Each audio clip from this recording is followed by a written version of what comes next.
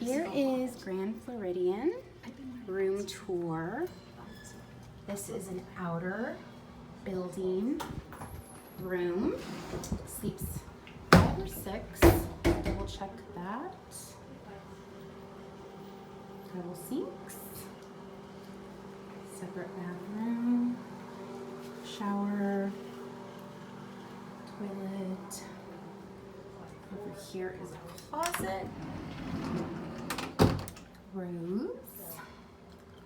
Extra pillows and blankets. We got some of our stuff in here. There's a safe. And then heading into the room here, there is a connecting door. So if you needed a connecting room, that's an option here. 2 beds. Sofa bed. Sleep some extras.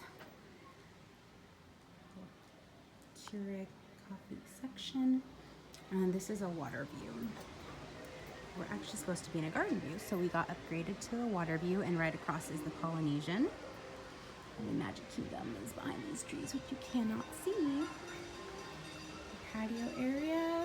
But this resort is beautiful, and I'll be sure to share lots of additional photos and videos.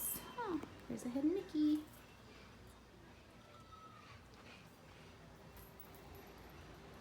Again, Grand Floridian outer building room.